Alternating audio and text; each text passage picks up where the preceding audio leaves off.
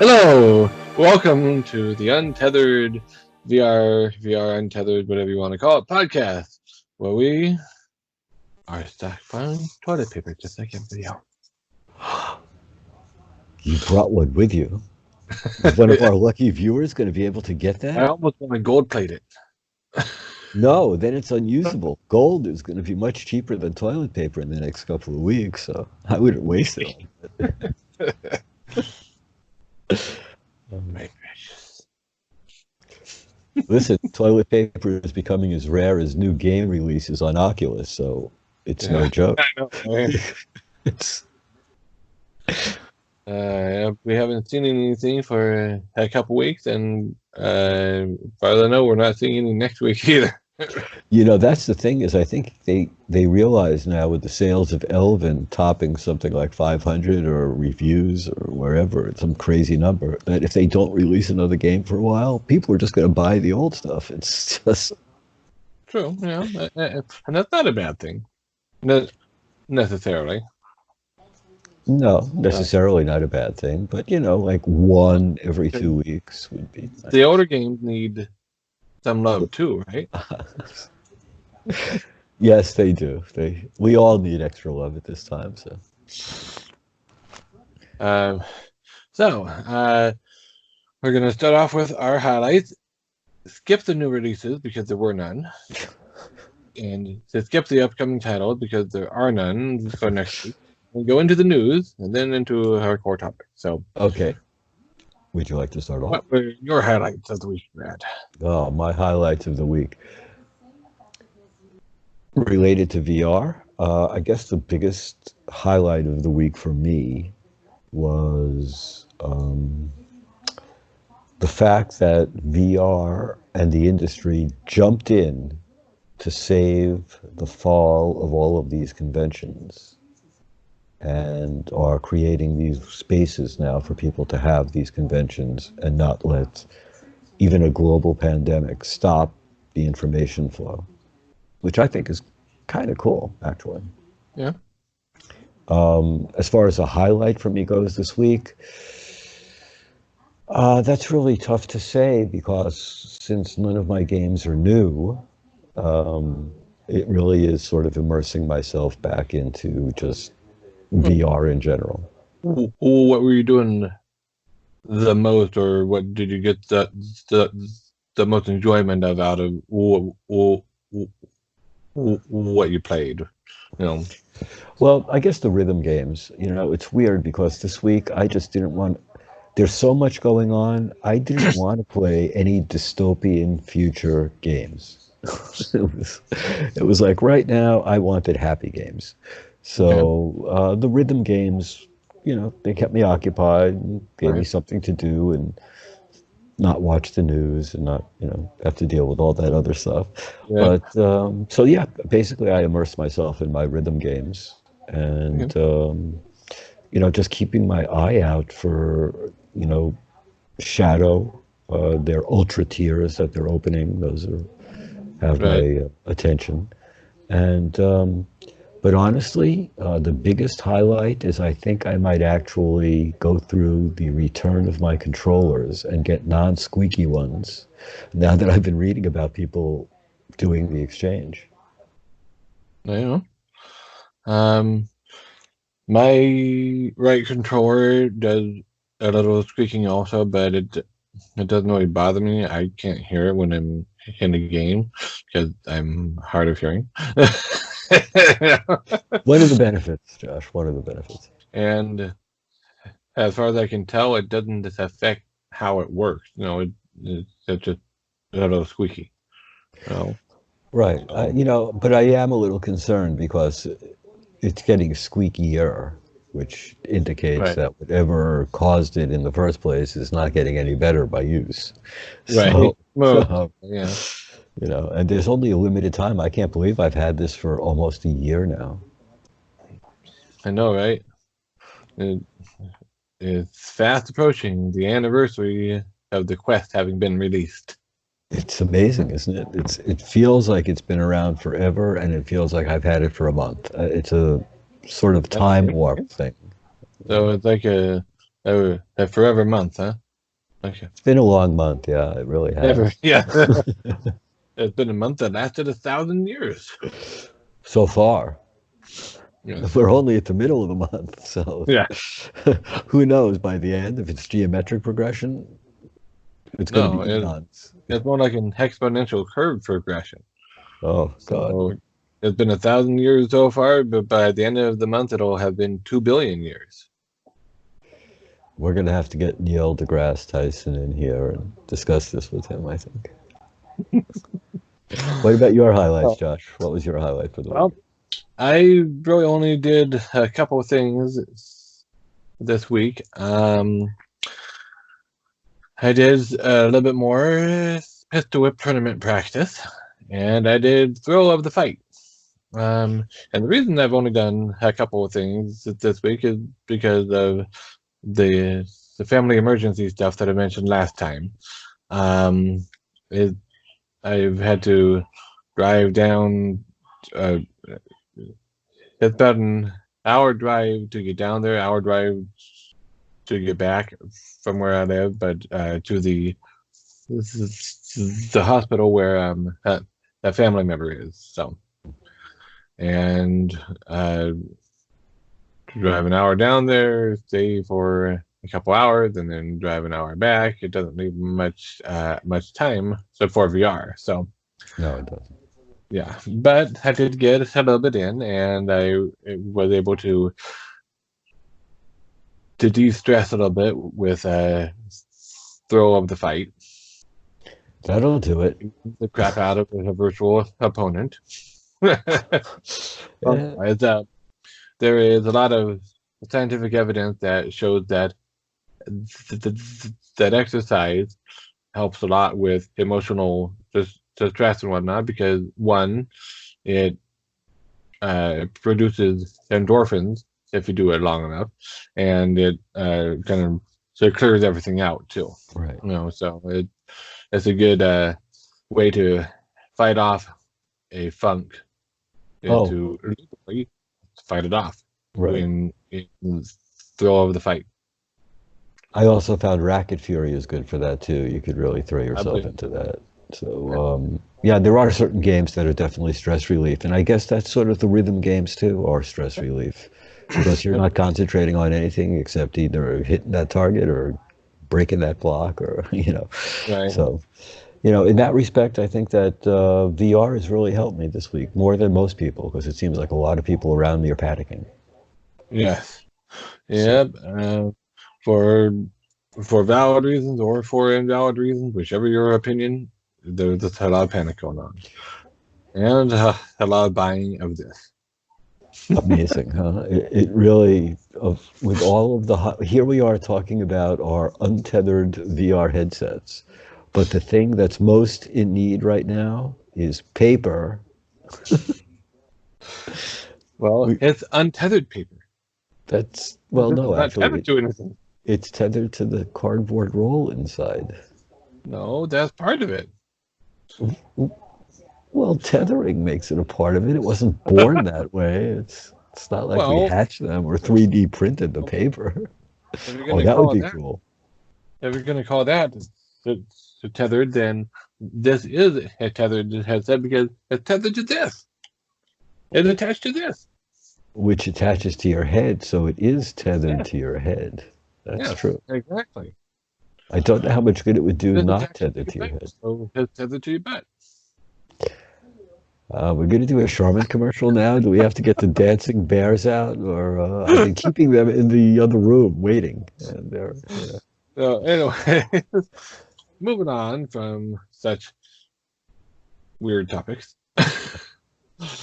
It's been that kind of. As we already mentioned, there were no new releases last week, at least not for the Oculus Quest. I didn't really have a lot of time to look into if the Rift had any interesting new releases. I think they probably had a couple, but I'm not sure. If you know of any cool Rift titles that were released, this past week that you think would be cool to play in the Untethered Oculus Quest.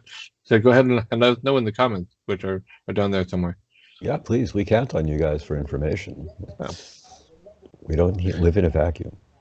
Yes. And upcoming titles for next week. I will give you a hint. It looks like this. Yeah, that's what I was afraid of. Yep. Time to save money again. It's the Oculus Save Your Money time of year. And Oculus wants you to be able to buy more of this. it's just the way that Zuckerberg is, you know. He wants the whole world to have toilet paper. He looked in your bathroom and he saw that you don't have enough toilet paper, so he's not releasing new games so that instead of spending $30 on a new game, you can go out and buy 3 rolls of toilet paper. Or if you're lucky enough to walk into the right Target or Walmart, he will be there. You've got toilet paper, and you've got toilet paper, and you've got toilet paper. You don't have toilet paper. That's why I'm giving you some. Please. Ooh. Yeah, I think we could create some social distancing with a lack of toilet paper. That would probably... Okay, I'll end it. That may make it easier, yes. I think it would. It would definitely be an incentive. Yeah. So, that said, we're going to jump straight into the news, which is evidently off in that direction over there. So I see it. Yes. So, well, actually, it kind of is in that direction because I've got to pull it up on my desktop, which is over there. So. Oh, for me, it's sort of over here, and my direction is here. You are directionally challenged. I am. So, the first news item that we have on there is Promethean AI lets neophytes use their voice to create amazing game environments in minutes. This is a new tool that is coming out that the developer is, if I remember right from having read the article, wanting other software titles to be able to use it in their titles so that people can use their voice in the game or app or whatever you want to call it to say, make a dungeon and a dungeon springs up around you and you're like, make the fireplace smaller, you know, and to become smaller, or say there's a table there, but it's this way. I want it this way. Turn the table sideways, you know, and it would return it for you. Stuff like that. He is looking for people to test. He wants, especially streamers, to be testing it so that they can get the word out and get more people interested and excited about it. I have still not quite gotten around to seeing if he'd be willing to let us try it out, because hey, we are on YouTube. We can we've been discussing starting some midweek streaming things or whatnot, so that would be perfect for that. So I agree. And it sounds like an incredible idea. I would love to see it in practice. It sounds a lot better than Waltz of the Wizard. I mean, you know. Yeah, that would be something. Even more like actual magic, huh? Yeah.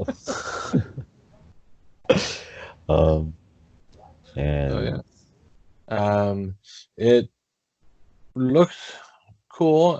He's like, I'm not sure entirely how it works on the back end, but if I'm remembering right, is that something like it's pulling from the asset store, basically.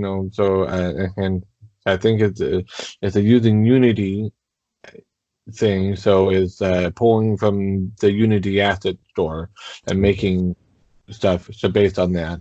Um, I think also he got or he wants to get creators making their creations available for this to use to pull out and to create things. I would imagine that he would need to work out a way to pay those people and provide licenses, royalties, or something of that nature. But all that is just something that would probably be worked out in time. For now, it's a cool sounding tool that I hope I get the chance to try out. Right. Sounds like a beta concept car. Yep. Something that we could try out, take it on the road, and see what it does. Obviously, the problem would be, too many people using the same assets will create, Right. a problem. So yeah, obviously that would be a problem he would have to work out. But the Well, yeah. concept, once again, is great. One of the things that I remember from the article is r- randomizing. Once you pull out a dungeon scene, uh, you can then say randomize it or whatever, and it'll randomize the portions of it. Uh,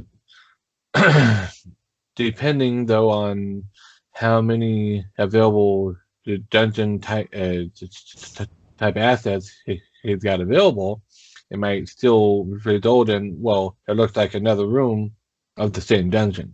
Exactly, or a different color of the same Right. dungeon, or it depends Right. on how much randomization is there and how much customization is there as well, obviously. Right. So it's not um, all the way done yet, obviously, but it sounds like it's potentially got potential.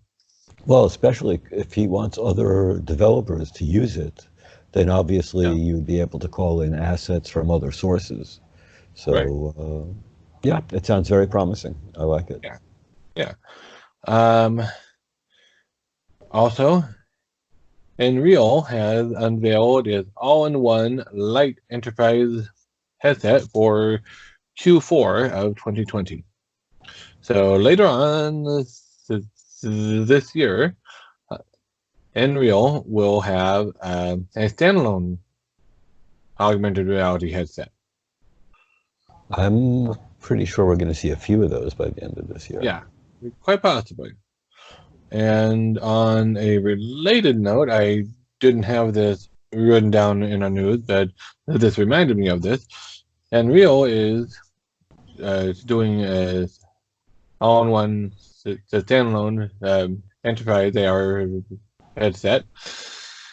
Meanwhile, Magic Leap is trying to find a buyer.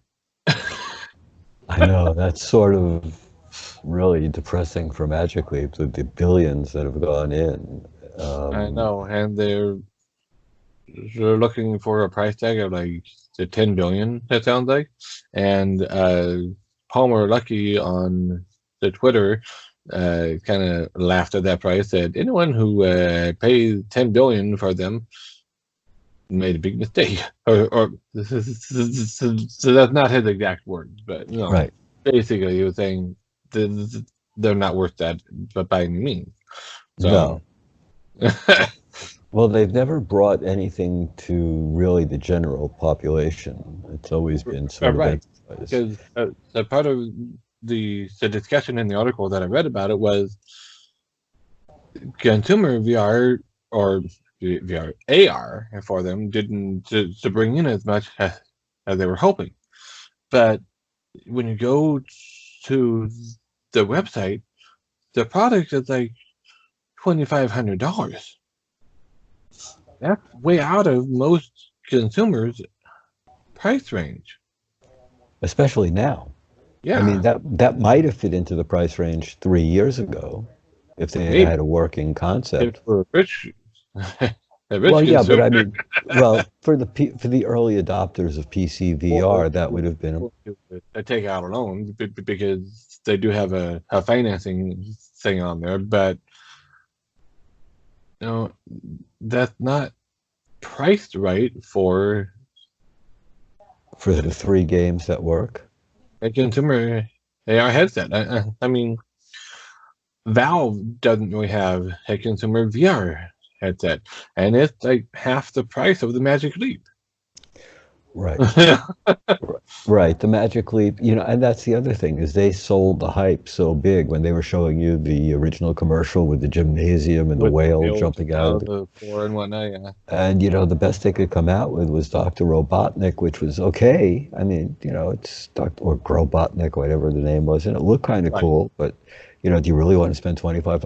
I didn't want to spend $79 for the Jedi headset lightsaber game that they I were know. selling at the time. So Well, if that had been capable of doing more than just that, I would have bought it. But it only does that. As far right. as as far as I know, it And only it's does only that. with certain phones. It's $80 for a one-time use. You know, It just didn't cut it. I mean, no, it was like three different games because you had the Darth Vader fight, and you had like the chess set, the hollow chess set, right, and so they did have a few games, but once again, the phone that you could use was limited. I think there was only like 4 or 5 models that could even be used with it, and they didn't even specify. So it was like, try it out and see if it works. right. And yeah, I think these one-time shots are not going to really go over that big. It's Right. like, that's what's worrying me about Tilt 5 as well. Some of these are really going to need extensive libraries to make them something that you would want to invest in because they're pretty Well, expensive. they've got a lot of people working on it, and they are I'm making things. That they've already opened it up to developers, and I think it's got a lot of potential. Also, it just remains to be seen if it catches on with the general public or not. Right. You know, um, I, I know for me, I wouldn't mind doing Nreal. I wouldn't mind doing Tilt 5. I wouldn't mind doing the Magic Leap even, because from what I heard, Magic Leap works and it works well. It just doesn't live up to the initial hype, and it's really expensive, which is why I will probably never do Magic Leap Right. The because it's bottom one of line the is most expensive ones out there. if they had gotten Magic Leap down under $1,000 and had a fairly extensive library that you could buy from, or you know, Right. it's not even that they have anything to get you interested in joining, other than if you're a developer, which why would you develop for people that aren't Yeah, using it? So, they've got some cool things, and I think I want to say that I think that the HoloLens apps can work on the Magic Leap also, or vice versa. I'm not sure. I seem to remember that there's some the crossover on that because it's either using like standard uh, Android based stuff, or it's using like a WebXR based thing, which would make it more universal. So but I want to say there's some you can use it on either headset, but I'm not entirely 100% sure on that, so I don't want to yeah, commit to I saying, would. Right. I know Microsoft has its own problems with their headset, and um, hey, look, they're getting there. Whatever we want to yeah, say, it's obviously coming our way, and I'm looking forward to it. I mean, when it's done right. I just don't know right. that I want to be an early adopter again. I might Well, I don't mind being be an a early mid. adopter. I just can't afford being an early adopter. Right, exactly. So that's what I'm saying is I might want to be a mid-level adopter because it seems like that's where they start getting better and priced right. Second wave early adopter. right? Okay. Yep. I Second wave adopter. second wave adopter. There's a difference between bleeding edge and leading edge, and I've been on the bleeding edge way too often. Well, the bleeding edge is what happens after to the cutting edge. That's true, but the cutting edge is what happens when you take out your credit card. The bleeding edge is what happens when you start paying off that credit card. Oh, okay. So moving on. Um, Nvidia has moved their GTC conference to GTC Digital, which is an online, obviously, and it has free registration unless you go into the deep learning stuff, and weekly self-paced material that they're going to release over a few weeks rather than all of it in just a couple day periods that they're going to release it over a few weeks. Right. And it's a free registration. I registered, and they said that the deep learning track, which is the deep dive, workshops and whatnot, is going to be a quote unquote nominal fee. I don't know how nominal that nominal fee is, but we'll find nominal. out. Right. So, Yeah, well, not in-app purchases. So yeah, something like that. right. Well, but as we were discussing before the show started, we have a lot of digital tech companies who are now going to start doing what their shows are that are being canceled. They all seem to be moving to some sort of platform to at least notify the world what's going on.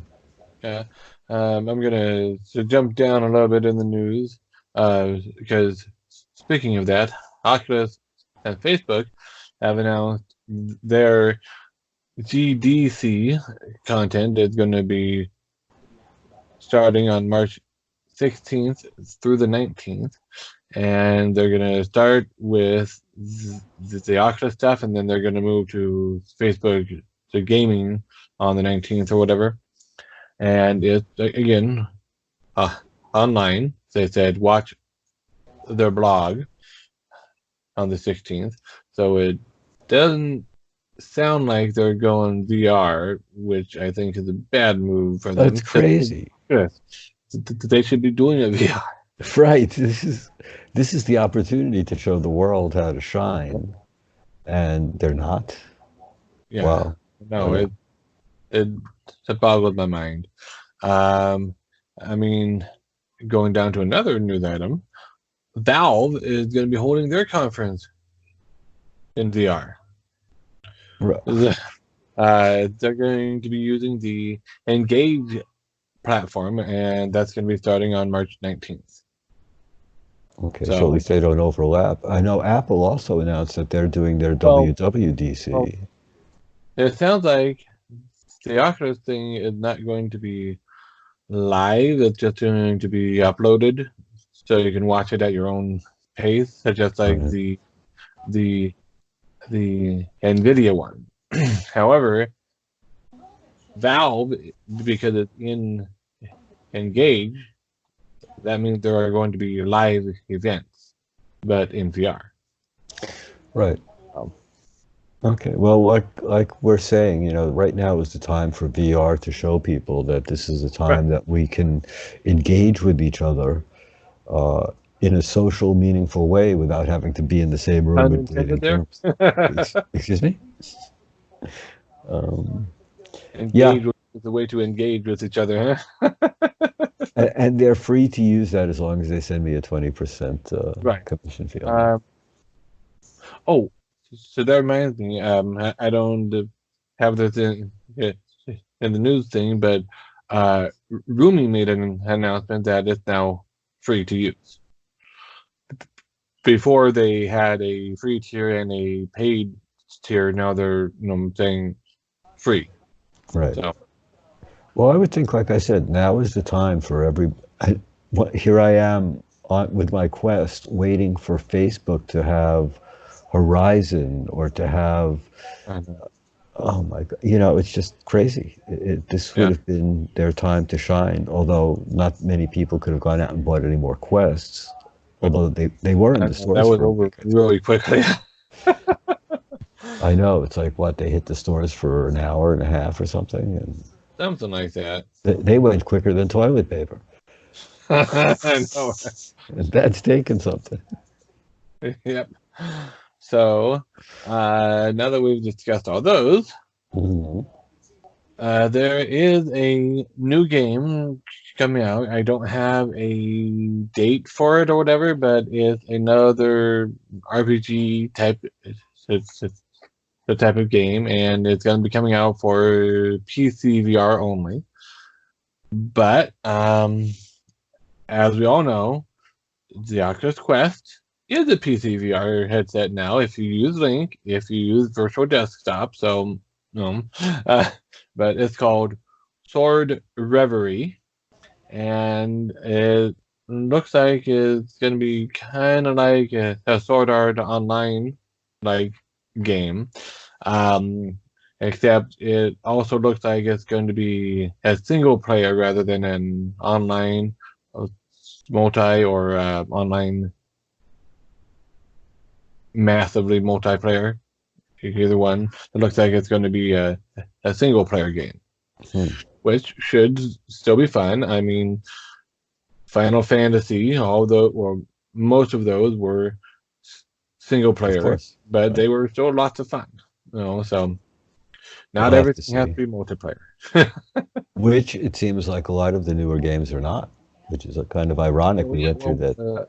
multiplayer right now, especially in VR, is hard because we still don't have uh, the breadth of a user base to be able to fully support a whole bunch of multiplayer titles, because multiplayer only works if you can go on at pretty much any hour of the day and find players. Right. Not too many of those You out can't there. go on and just find a player to, to play with relatively quickly. They're going to give up and then go to a different title. And if that happens like 3, 4, or 5 times in a row, they're going to give up on the title. That's true. That is true. And I'm just hoping that's not the reason why we've seen so many less multiplayer games released recently. Oh, it might be. I don't know. I know. But, you know, Maybe we'll uh, find out at the yeah. conference.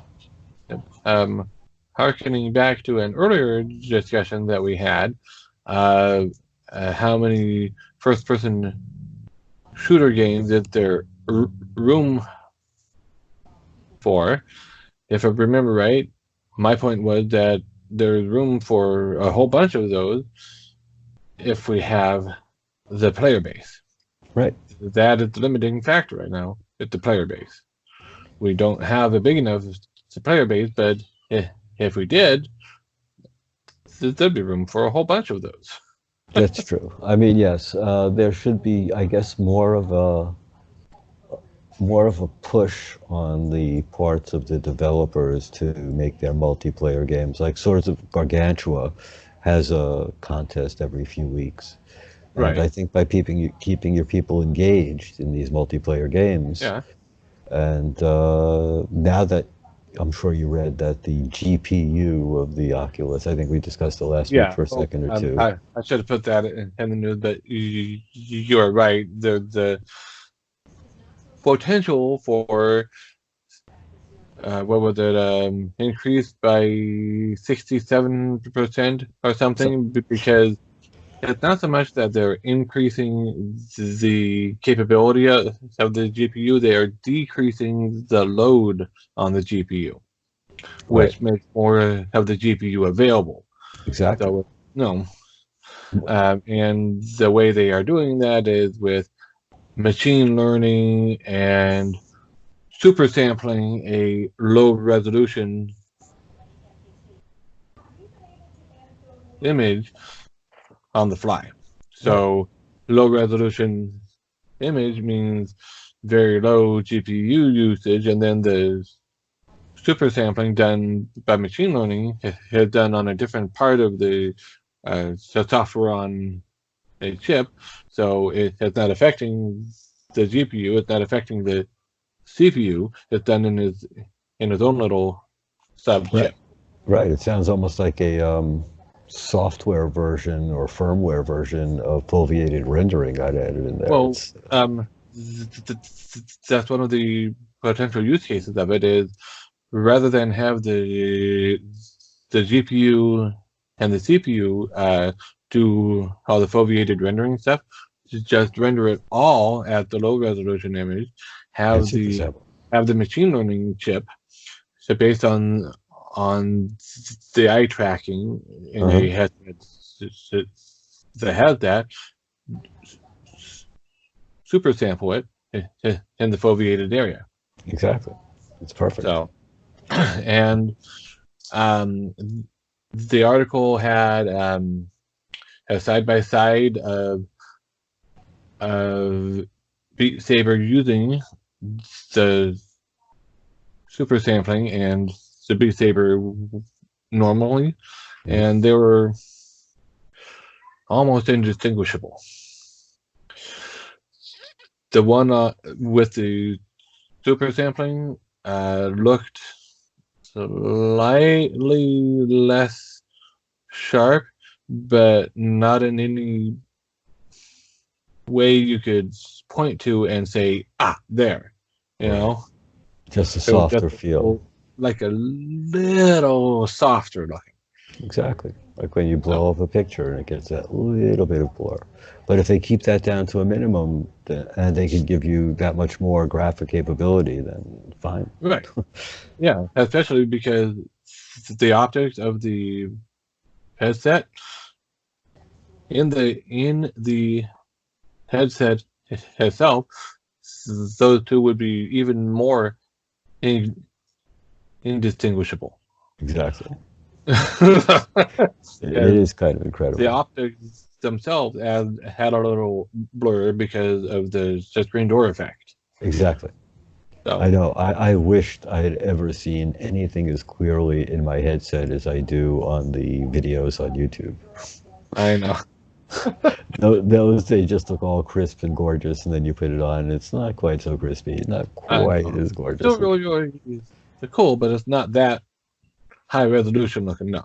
Right. It's not like turning on your Xbox or your whatever and Right. getting this insanely. No, I don't have an Xbox, so. No, no Xbox. I'm sorry. Nope. I'm not going to get an Xbox until they support VR. Well, they do support it. They Not just on the don't. Xbox. No, they don't. Which always blew my mind. The fact that I thought for sure they would be the first ones to be I VR know. ready. I don't really understand that move, but Considering they put the operating system in their Xbox that has VR built into it, they're not gonna. but they're Right. not going to take They're you. not gonna I don't. I can't. I I know. can't wrap my head around that one. Yeah. So, a nice bit of news we already alluded to earlier. The Oculus Quest was back in stock briefly. Very It briefly. ran out faster than stores are running out of this. I think Sports Scramble was on sale for free for longer than the Quest had hit the shelves. By the way, thank you, Chad, for making that glitch with Sports Scramble. No, I missed it. I missed it. You really have to keep your eyes open. Yep. We need to have an alert that sounds like Reddit alert. It's like I an know. Amber alert, chat alert. Amber Alert. I think that's the wrong kind of alert. Well, it is, but That's I'm an just alert about something bad. true, true. You Okay, so want it went on sale alert. what do you want to call it? A Zuck alert?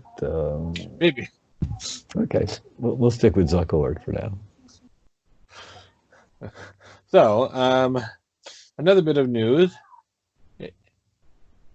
Air Server has integrated Oculus Quest casting, so you can now cast from your Quest headset to your computer that has Air Server installed on it. Now, Air Server is not a free software; it's got a free 14-day trial, but it's not too expensive um, on the license. It looks like right now it's like $19 for a personal license, or $11 if you have a .edu address. And so that opens up the door to a lot more streaming of the Quest on YouTube or Twitch rather than only on Facebook. It still, from my experience of testing it out this morning, finally, before our podcast, it still suffers from the same issue that the casting in general does. The audio did not seem to come through, but that could be the setting that I had in OBS, so I'm not entirely sure. I'll have to do a little bit more playing around with that, because I think that the audio is supposed to come through, but it did not. And the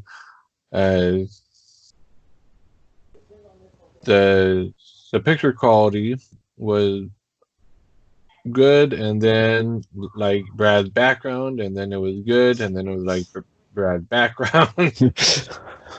Going the back and forth between those, so it wasn't a consistent quality. Right. And then it had some sort of error after I did 2.5 pistol whip songs. Oh, God. And it stopped. Well, actually, 2 9/10 of the pistol whip songs.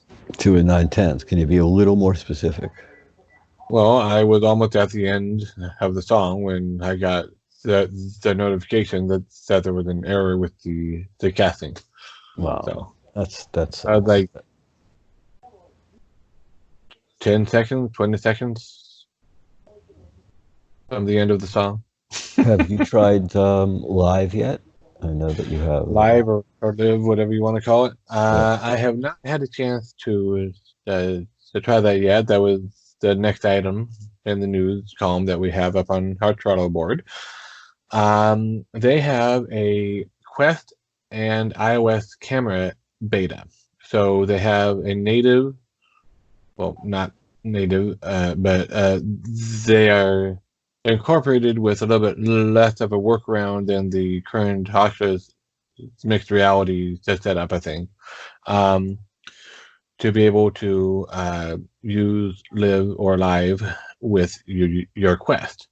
And they have a beta that lets you use your newer iOS devices as a no green screen needed mixed reality camera. Right. So I have not had a chance to test out either of those yet. I've got everything installed and ready. I just haven't had an opportunity yet. Yeah. So I saw the demo video and it looked great. I mean, the way they had it set up looked like a no-brainer. I have a feeling it might be a little tougher than that, but well, you're gonna need to go through the calibration. You've got to have Steam installed.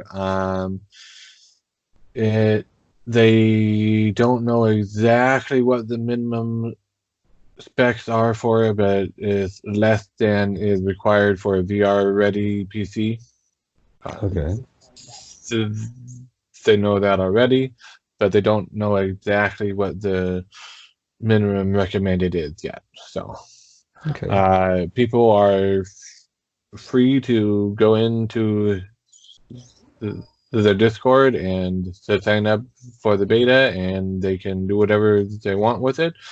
The only thing is they have to have an overlay or announcement in the description of the video or the title of the video somewhere that says this is the beta, and here's how you can sign up for it. So, Okay, fair enough. Yeah. Fair enough. So, when I get a chance to try that, maybe that will be one of our midweek videos. That would be excellent. I think some people. The only problem, of course, is that unless you have a Mac or some sort of Apple device, it doesn't work on Android yet, does it? Well, no. Well, the Quest beta works on whatever computer you've got Steam on. The iOS part of it, obviously, you have to have an iOS device. Right. But that does not require that you have a Mac. It No, can work I know. on a Windows computer. No, I understand well, that, no, it doesn't matter. but you need the iOS phone. I mean, they the don't have camera. an Android camera beta, no. Right. So for me, what that means is I need to use my wife's iPad because the other iPad that we have is not new enough, and I don't think that my wife's phone is new enough because it needs to be an iPhone XR or newer. Okay. Yeah. It's going to be hard to find much newer than that. So. Right. So, but I am looking forward to trying that out and to seeing how well it works. Yeah, I'm looking forward to seeing you embedded in a game of synth riders or. Well, right now they've got a short list of titles that is known to work with. Mhm. Pistol Whip has one of them, but it also says they're maybe broken. So I'm like, oh, Well, that's nice. The one that's working might be broken. Okay. yeah. So anyway, speaking of betas, we have the Shadow beta. They are launching a limited closed beta for their native Quest app to allow for the VR usage, bypassing, I believe, the, the virtual desktop. Not that there's anything wrong with the virtual desktop, and they don't have any beef with them or whatever. It's just the fewer middlemen, the Of better course. for performance. Right. Makes sense. I mean, that's why VR to desktop implemented the Oculus rewrite so they can use the Oculus drivers on the computer instead of having to go through Steam, because it makes for one less step in the process, one less relay. So, Right. The only problem is they are limiting it to 20 people are going to get invited, and the application requires that you have 100 megabits per second of download speed. Which I do, but still, it's Mine starts off close to 100 when I first start a speed test, and then it drops down some. So it's about 70 to 80. So I applied, but I'm probably not going to get in. Because they have you do a speed test and show the screenshot as part okay. of the application process. All right. Well, that makes sense. Yeah. So I'm probably not going to get in, but it would be cool if I could, because that would let me truly isolate my problem and see if it is, as I suspect, a virtual desktop, or if it's my network itself.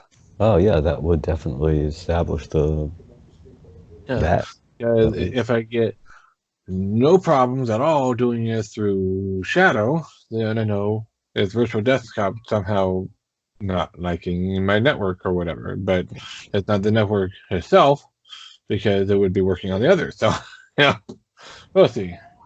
Um, I just know that in the past when I've tried using uh, virtual desktop with my local computer, Mm-hmm. it didn't work. It would see it, it would try to connect, it wouldn't be able to, or it would connect, and then 5 minutes later, it would just to be disconnected. And that was before they had the VR streaming. But when I used Immersed, that worked like a charm. Connect, I stayed connected, no problem. But they don't have VR streaming. So, Right. Wow. That's and I don't really have any strong use case for using um, uh, a desktop streaming like that. right. So, anyways, speaking of remote work and whatnot, that's going to be our very short topic of the day. Um, there was an article that I ran across. I don't have it pulled up in a handy fashion right now, but there was an article that listed various apps and services that you can remote work or do remote collaboration work Mm-hmm. in VR. One of them was Allspace, obviously. Engage, Roomy. Uh, one of the other ones was a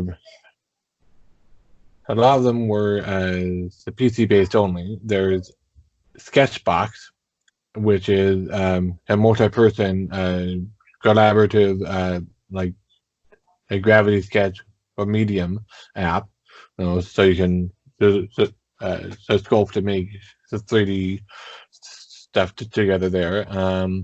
There's various uh, meeting environments where you can give presentations, where you can give meetings, where you can view objects, to view things, to do the data visualization, and especially important with the upcoming or with all the closures of especially elementary schools and whatnot happening around the country. Right. Um, there are some educational options as well. Again, all space. They've got a lot of educational events that, that happen in there. Um, you have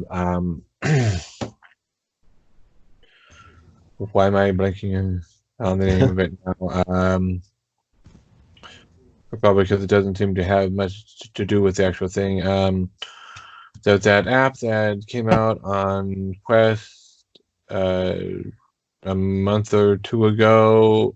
Big, uh, the planetarium, Oh, multi, right. The multiverse. the multiverse, right? That currently is set up as a solar system exploration and educational environment. You can actually have a teacher come in and do a private group and to coordinate things and to control things and whatnot.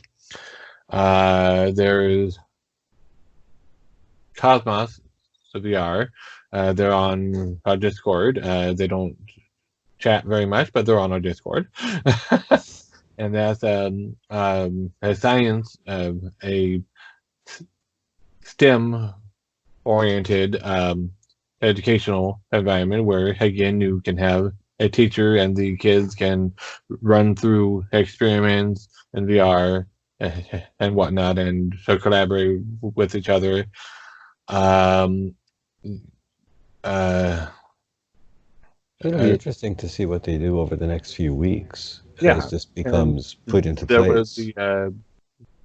the Google one.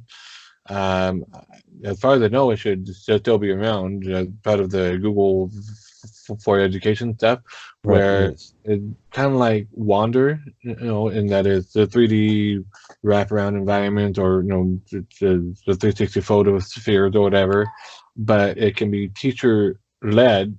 So the teachers on an iPad, all the students are using a cardboard headset or any headset Right. that supports it, and she can go up. He's not looking at where I want him to look, and it'll have a arrow or something going look that way, and whatnot, and then they move on to the next part, So there's all sorts of stuff out there, and I kind of expect to see more popping up, especially on the side quest store, or store, Sure. with everything going on now, because now would be the time for that stuff to show up. Right. That's exactly it. As we were saying something before, this is the time for VR to shine and really show people that they can overcome some difficulties that come at us from nowhere that we just didn't expect. So the timing on this is kind of intriguing for sure, Yep, and we'll have to see. yep, yep. And the good thing about the VR is you don't need toilet paper in a VR classroom. I'm glad you pointed that out. I really appreciate that. And I'm sure all of our viewers and listeners, by the way, let them know that if they, I'll let you know, if you write in, we're going to get Josh to send you that roll of toilet paper. But you have to give us a 25-word minimum as to why you love watching the Untethered Mobile VR podcast. And for better chances, include a $25 check. Oh, and if you for every $25, you increase your chances tremendously. Actually, for $25, you get it. You win. On that note, I think we should toilet paper out of here. And so talk to you next time. Remember to like and subscribe, and and tell all your friends that they can get a toilet paper roll just by watching a video. What a deal. What a deal. Have a great week, guys. We'll see you later. Bye. Bye.